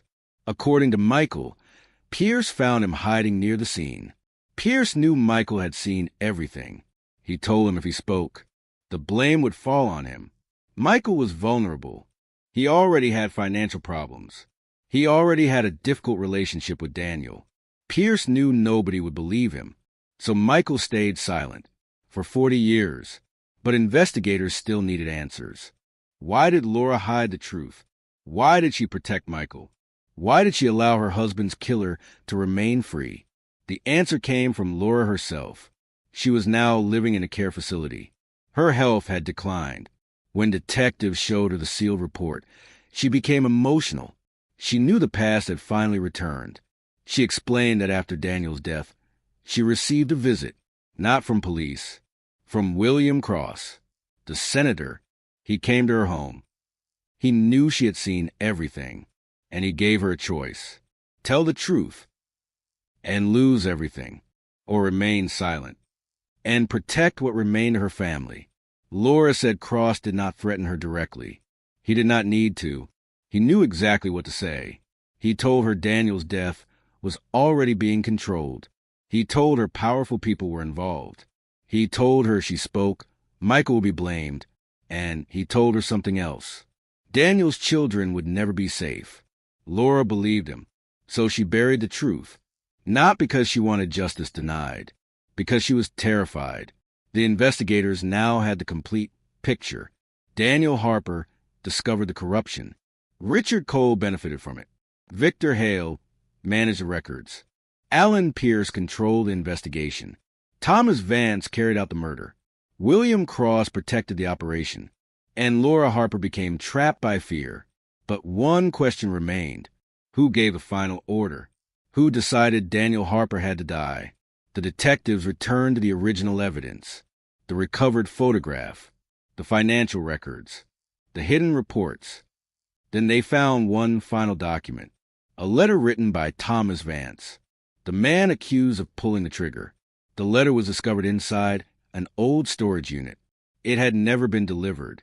It was addressed to William Cross. The first line read, "You said nobody would ever know." The second line was even more shocking. But Daniel was not the only problem. Investigators continued reading. Thomas Vance claimed he was hired to scare Daniel, not kill him. The situation changed when someone else arrived. someone who gave a different order, someone who wanted Daniel permanently removed. And according to Vance, that person was not William Cross. It was someone much closer, someone inside Daniel Harper's own family, someone who had spent decades pretending to search for justice. The letter ended with one name, a name that made investigators realize the murder was still not solved. The person who ordered Daniel Harper's death was Michael Harper. The name Michael Harper appeared everywhere, in the witness statement, in Thomas Vance's letter, in the final pages of the investigation. For 40 years, Michael had been considered a victim, the grieving younger brother, the man who lost his family, the man who carried the pain of Daniel's death. But now investigators had to consider the possibility that the person closest to Daniel was the person who wanted him gone. The cold case team knew they had reached the most difficult part of the investigation, not because the evidence was weak, because the truth was complicated. Families protected secrets. People protected each other. And sometimes, the person who caused a tragedy was also someone who suffered from it. Detectives returned to Michael's financial history. They discovered something hidden months before Daniel's murder. Michael had accumulated significant debt, loans, unpaid bills, private payments, and one unusual transaction, a large deposit. The money came from a company connected to Richard Cole, the same companies Daniel had been investigating. The payment date was important. It happened 2 weeks before Daniel died. Michael had claimed he never worked with Cole, but the records suggested otherwise. Investigators confronted him again. This time, there was no sympathy, no assumptions, only evidence. They placed the financial records in front of him. Michael stared at them, then slowly said, "I was desperate." The detectives asked, "Did you sell your brother's information?" Michael shook his head. "No." "Did you help arrange the meeting?" Silence. That silence became the loudest answer. Michael finally admitted something. He had contacted Daniel that night. He was the person who made the phone call, the missing call, the call that brought Daniel to the desert road. For 40 years, investigators believed the killer made that call. But Michael admitted it was him. He claimed he only wanted to talk. He wanted Daniel to stop investigating. He wanted him to walk away before something worse happened. But he said he never intended for Daniel to die. The detectives asked, "Then why was Thomas Vance there?" Michael looked away. "I thought he was there to scare him." That sentence revealed everything. Michael had made a deal. He had given Richard Cole information about Daniel's investigation. He had accepted money. He had arranged a meeting. But he claimed he never agreed to murder. The plan was supposed to be intimidation, a warning, a way to force Daniel to stop. But the situation changed. Thomas Vance arrived. Alan Pierce arrived. And Daniel Harper never came home. The investigators still needed to determine whether Michael was telling the truth. Was he a murderer? Or was he someone who made a terrible decision that allowed one to happen? Then forensic experts found something unexpected. A fingerprint recovered from Daniel's notebook. The notebook that disappeared in 1982. The notebook that contained Daniel's final discoveries. The fingerprint was not Michael's, not Cole's, not Pierce's. It belonged to Thomas Vance. But underneath it was another print, a partial fingerprint, one that had never been identified. The cold case team sent it through updated databases. The result came back within days. The print belonged to Alan Pierce, the former detective, the man who was supposed to protect the investigation. The evidence showed Pierce had handled Daniel's notebook. He had removed it. He had hidden it. But why? The detectives brought Pearson again. This time, they had everything. The notebook, the photograph, the witness statements, the DNA. Pierce looked older, tired. The confidence he once had was gone. They asked him, "Why did you hide Daniel's notebook?" Pierce remained silent. Then he answered, "Because I knew what was inside." The detectives waited. Pierce continued, "Daniel found out the truth about all of us." The statement was shocking. Not some of them. All of us. Pierce admitted he had been involved in the corruption. He admitted helping cover up evidence. But he insisted he did not order Daniel's death. He claimed William Cross controlled everything. He claimed Richard Cole wanted Daniel silenced. He claimed Michael Harper was the one who created the opportunity. Everyone had a piece of the crime, but nobody wanted to admit they owned the whole thing.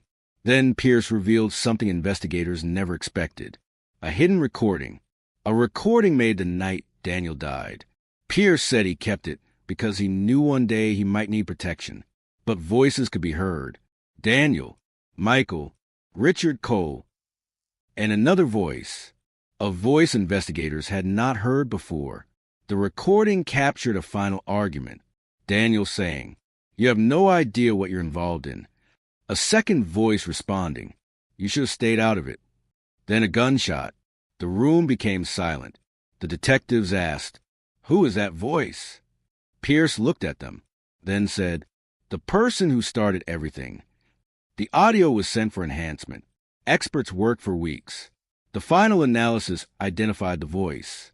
It was not Michael Harper, not Richard Cole, not William Cross.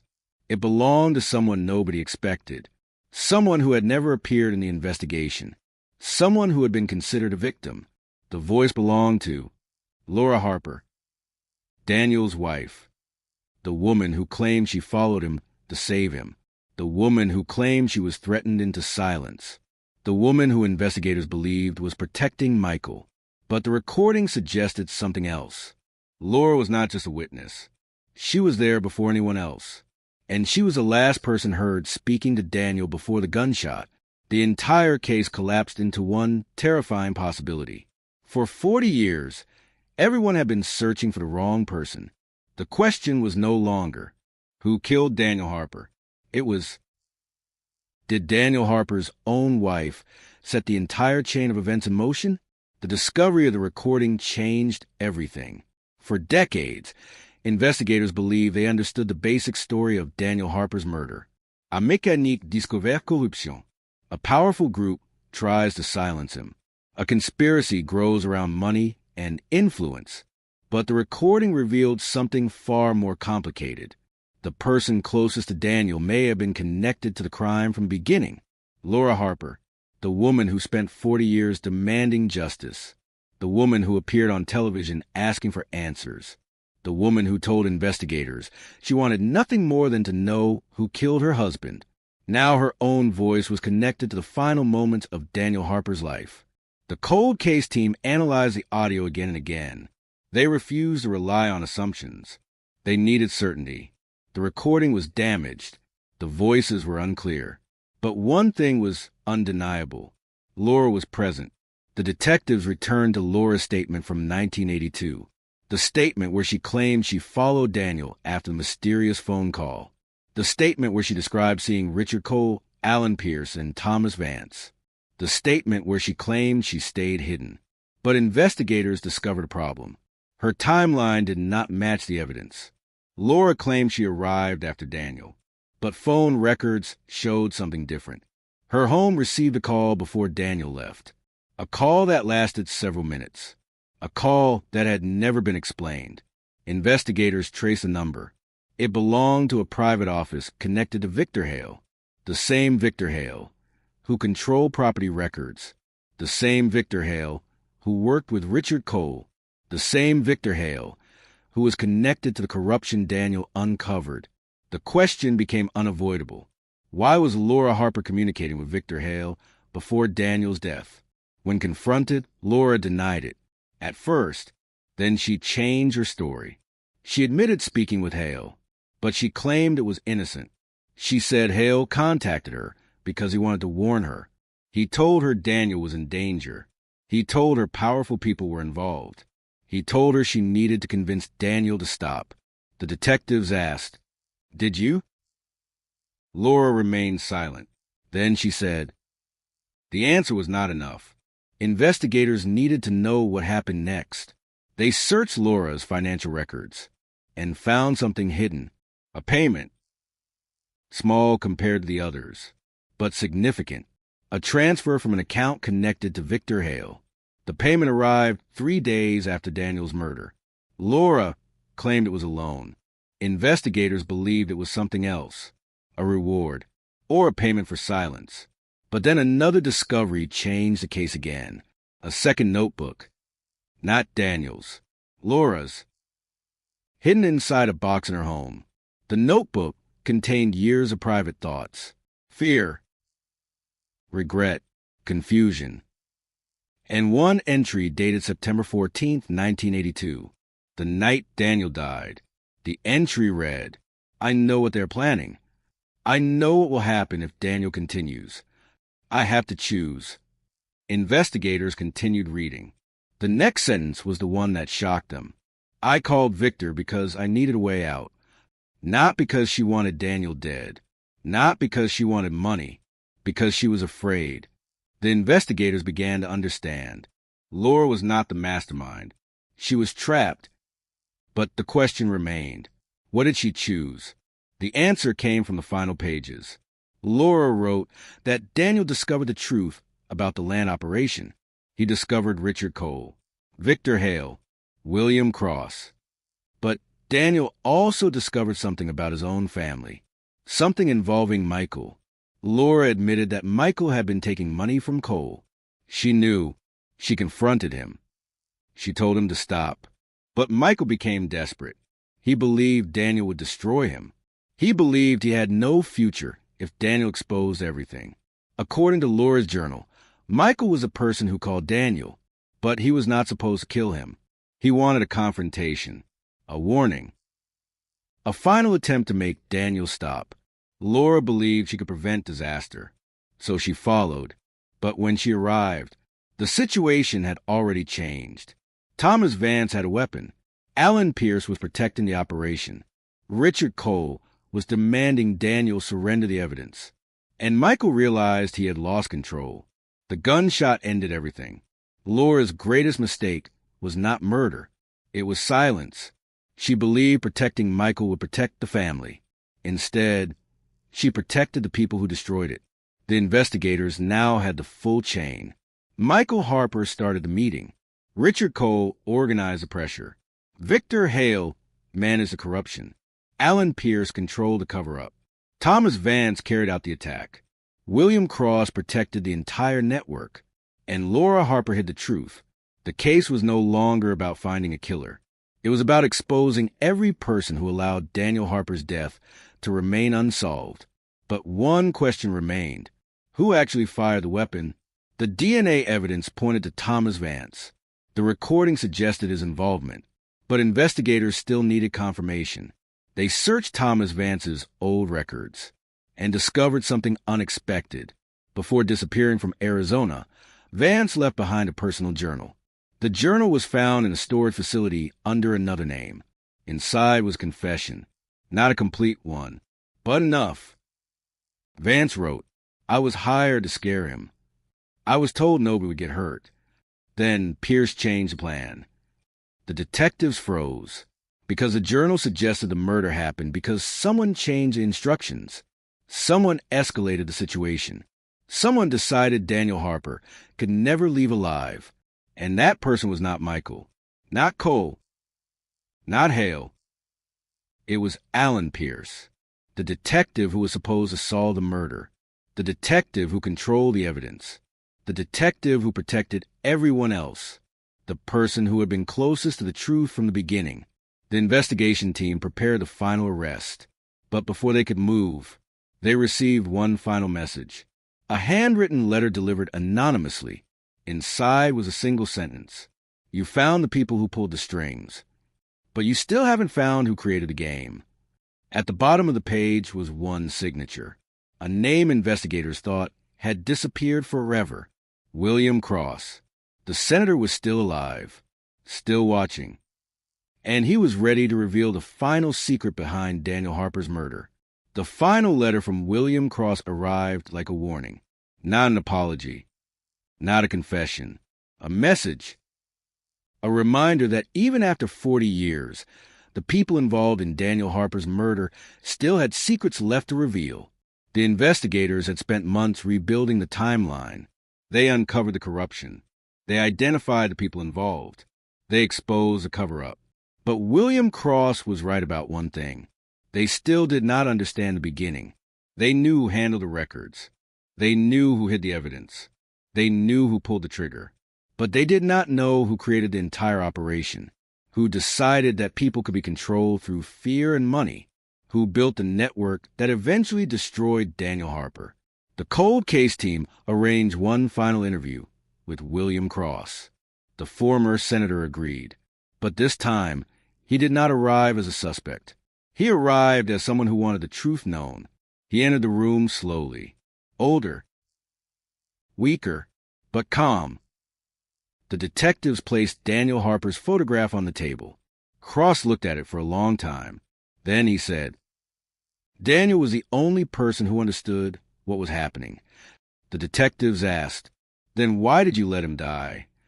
Cross looked down, and for the first time, he appeared tired. Not afraid, not angry.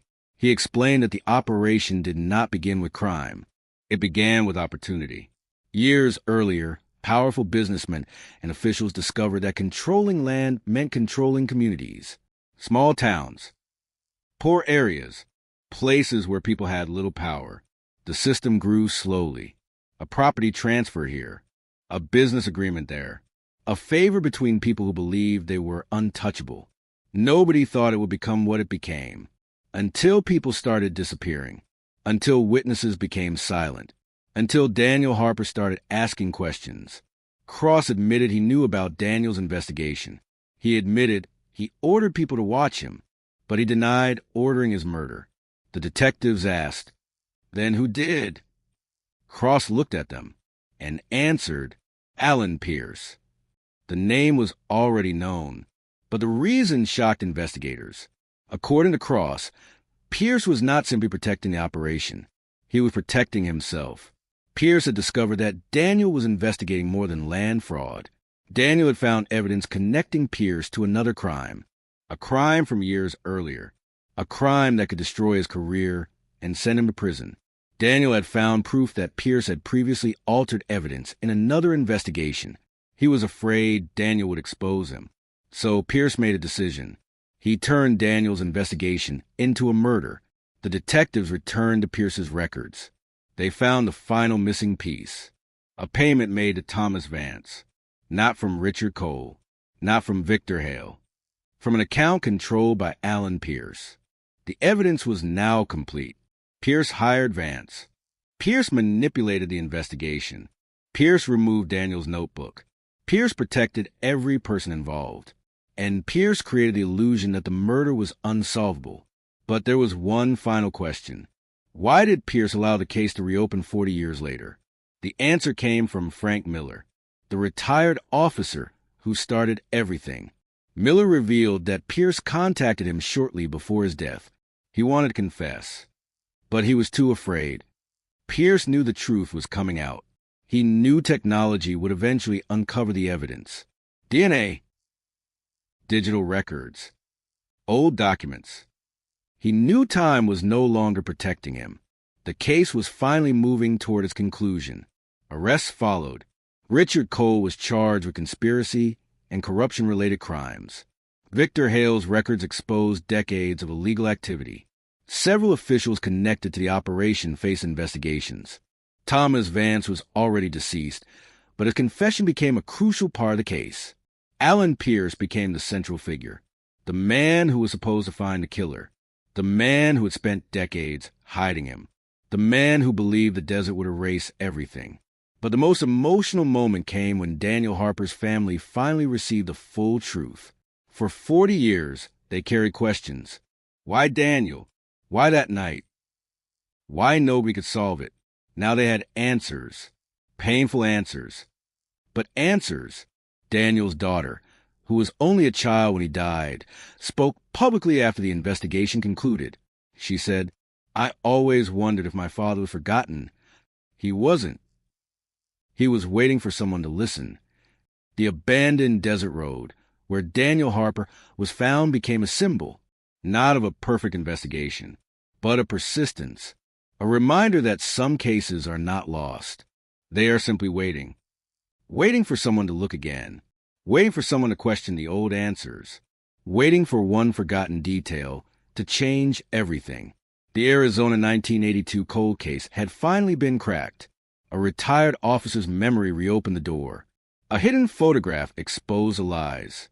A forgotten notebook revealed the motive, and DNA connected the final pieces.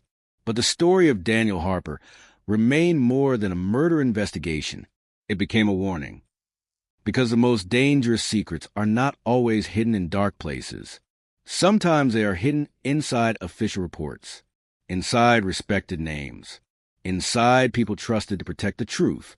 For 40 years, the desert held on to Daniel Harper's final night. The wind covered the roads. The dust covered the evidence. The years covered the memories. But the truth survived, and when the final clue finally surfaced, the silence ended. The case that everyone believed would remain unsolved was finally answered. Daniel Harper's name was cleared. His story was heard. No secret stays buried forever. Months after the arrests, the desert outside the small Arizona town looked exactly the same. The same empty roads, the same dry wind, the same endless horizon stretching beyond the mountains. To anyone passing by, it was just another forgotten piece of land. But investigators knew better. They knew that beneath those silent roads was a story that had almost disappeared. A story about a man who found something he was never supposed to find. Daniel Harper's name was no longer written inside an abandoned case file. It was no longer just a photograph sitting inside a dusty evidence box. It became a reminder that one person asking the right questions can threaten an entire system.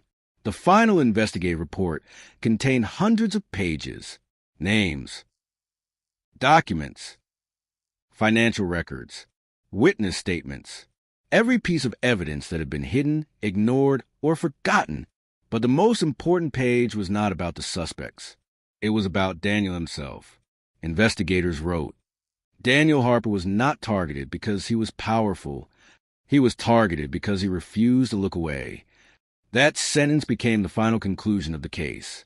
Because Daniel was never a detective, never a politician, never someone with authority. He was simply a mechanic who noticed something wrong.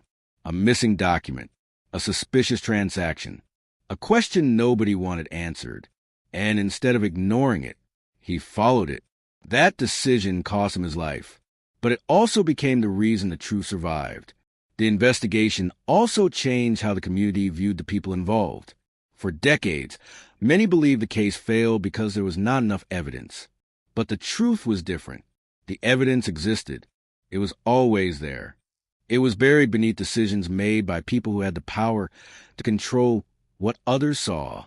The missing notebook, the forgotten witness statement, the altered reports, the hidden payments. None of it disappeared by accident. It disappeared because someone wanted it gone, and that realization affected everyone who worked on the case. Detective Rachel Morgan, the lead investigator on the reopened investigation, later described the case as one of the most difficult of her career, not because of the crime scene, not because of the evidence, but because of the human element. She said the hardest part was accepting that so many people knew pieces of the truth, and so many chose silence. Frank Miller carried that guilt for 4 decades. The retired officer who finally reopened the case spent his final years speaking about Daniel Harper. He admitted that staying silent was the biggest mistake of his life. But he also believed one thing. A mistake does not have to become the end of the story. Sometimes a person can spend years trying to correct the one moment they failed. The final interview with Miller was recorded shortly before his death. When asked what he wanted people to remember about Daniel, he did not talk about the murder. He did not talk about the suspects. He simply said, "Remember that he cared enough to ask questions." That became the final message connected to the case. Not revenge, not anger, accountability. The abandoned mining road where Daniel was found eventually became part of a memorial trail. A small marker was placed there. No dramatic monument, no large ceremony, just a simple message. Truth survives those who try to bury it.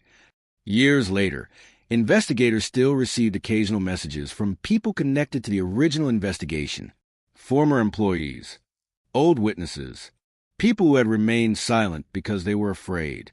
Some provided new information. Some apologized. Some simply wanted to say they were sorry they waited so long. The cold case had created a final unexpected result. It encouraged others to speak. Other forgotten cases were reopened. Other families received answers. Because Daniel Harper's story proved something important. A case does not become impossible. Because time passes, it becomes impossible when people stop searching. And, in the end, the biggest mystery was not who killed Daniel Harper. The biggest mystery was how many people knew the truth and convinced themselves silence was easier. For 40 years, the desert kept the secret. For 40 years, powerful names survived. For 40 years, a family waited. But then one retired officer opened an old notebook. One investigator asked a new question. One piece of forgotten evidence returned. And everything changed. The Arizona 1982 cold case that once seemed destined to remain unsolved finally reached its conclusion. Not because the past changed. Because someone finally had the courage to look at it again. And somewhere beyond the desert roads, beyond the abandoned mines, beyond the years of silence, Daniel Harper's final question was finally answered. The truth was no longer hidden. The evidence was no longer buried. And the case that haunted Arizona for 4 decades was finally closed